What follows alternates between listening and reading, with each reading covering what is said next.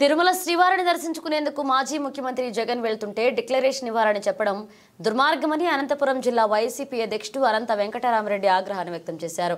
రేపటి రోజు జగన్ తిరుమలకు వెళ్తున్న నేపథ్యంలో వైసీపీ నాయకులను కార్యకర్తలను ఎక్కడికక్కడ ముందస్తులు అరెస్టు చేయడాన్ని ఆయన తీవ్రంగా ఖండించారు. తన కార్యాలయంలో మీడియాతో మాట్లాడిన ఆయన ముఖ్యమంత్రి జగన్ తిరుమలకు వెళ్లడం ఇది తొలిసారి కాదన్నారు.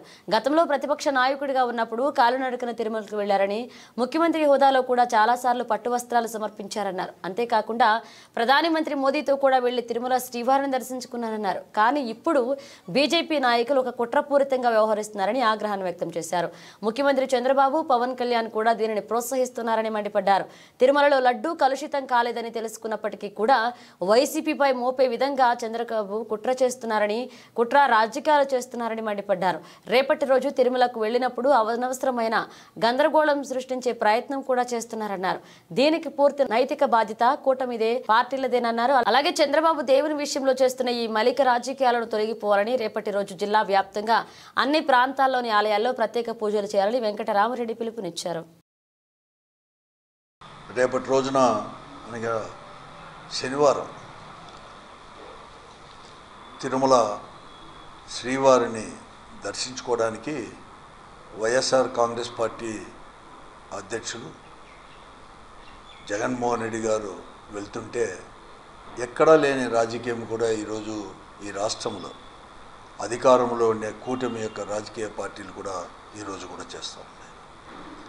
30వ యాక్ట్ అక్కడ అమల్లో ఉందని చెప్పేసి ఈ జిల్లాలో ముఖ్యంగా రాయలసీమ ప్రాంతంలో అన్ని జిల్లా నాయకులకు, మాజీ ఎమ్మెల్యేలకు, వైఎస్ఆర్ కాంగ్రెస్ పార్టీ నాయకులందరికీ కూడా నోటీసులు ఇస్తూ మీరు వెళ్ళకూడదు, 30 యాక్ట్ అమల్లో ఉంది అని చెప్పేసి కూడా నోటీసులు ఇచ్చి ఎక్కడికక్కడ కూడా ముందస్తు అరెస్టులు చేయడానికి, లేకపోతే గృహ నిర్బంధంలోనే ఉంచడానికి నాయకుల్ని కూడా ప్రయత్నం కూడా చేస్తూ ఉన్నారు. నోటీసు కూడా ఇస్తుంది. ఇది చాలా దారుణం కూడా.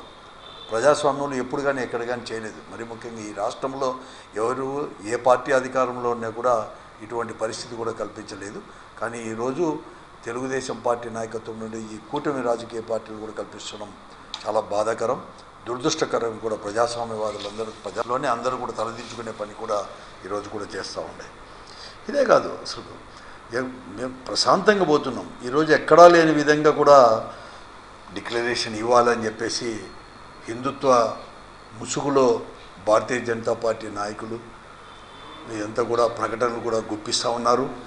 మేమంతా కూడా అడ్డుపడతాం డిక్లరేషన్ ఇవ్వకపోతే అని చెప్పేసి ఈరోజు అలిపిరి దగ్గరే కూడా అడ్డుపడతామని చెప్పేసి పెద్ద ఎత్తున కూడా ప్రకటనలు కూడా చేస్తూ ఉన్నారు.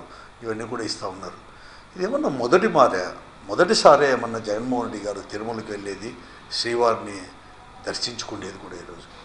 ముఖ్యమంత్రి కాకమునిపే ఒక ప్రతిపక్ష నాయకుడిగా కూడా రాష్ట్రమంతా కూడా పాదయాత్ర తిరిగిన వెంటనే, ముగిసిన వెంటనే కూడా తిరుమలకి వెళ్ళి కాలినడకన తిరుమలకు చేరుకొని స్వామివారిని దర్శించుకునేది కూడా అందరికీ కూడా తెలిసిన విషయం.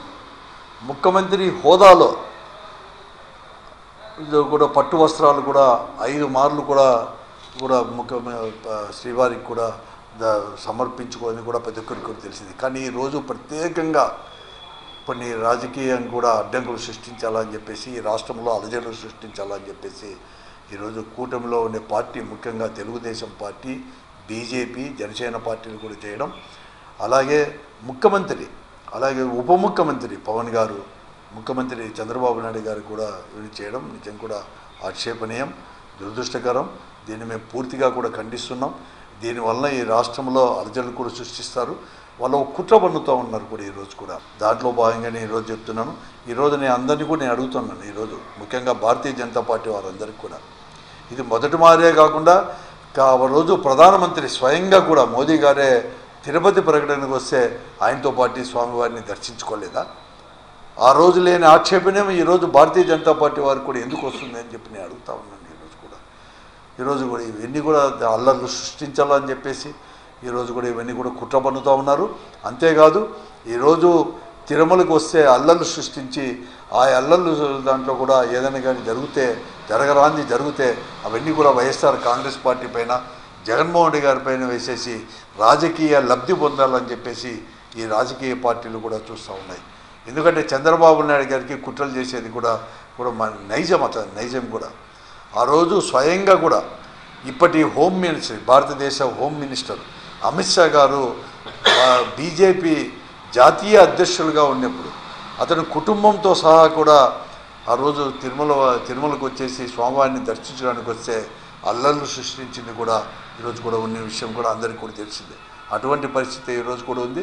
నేను హెచ్చరిస్తున్నాను ఈరోజు కూడా అటువంటి ఏంటి కానీ మీరు కన్నా అక్కడ ఆక్షేపణిస్తే రేపటి పర్యటనలో స్వామివారిని దర్శించినప్పుడు జగన్మోహన్ రెడ్డి గారిని చేస్తే తీవ్రమైన పరిణామాలు కూడా ఉంటాయని చెప్పేసి కూడా ప్రభుత్వాన్ని అలాగే రాజకీయ పార్టీలు జనసేన కావచ్చు, భారతీయ జనతా పార్టీ కావచ్చు, తెలుగుదేశం వారిని కూడా హెచ్చరిస్తున్నాం. అదే కాకుండా మా పార్టీ పిలుపు మేరకు కూడా రేపు మేము ఇక్కడ అన్ని దేవాలయాలు కూడా ఈ జిల్లాలో కూడా అన్ని నియోజకవర్గాల్లో అన్ని దేవాలయాలు ఎక్కడికక్కడ కూడా మా పార్టీ శ్రేణులు కానీ నాయకులు కానీ కార్యకర్తలు కూడా పూజ చేసేసి ఈ ముఖ్యమంత్రి చంద్రబాబు నాయుడు గారికి ఒక మంచి బుద్ధిని ప్రసాదించాలని చెప్పేసి కూడా మేము పూజలు కూడా చేస్తున్నాం.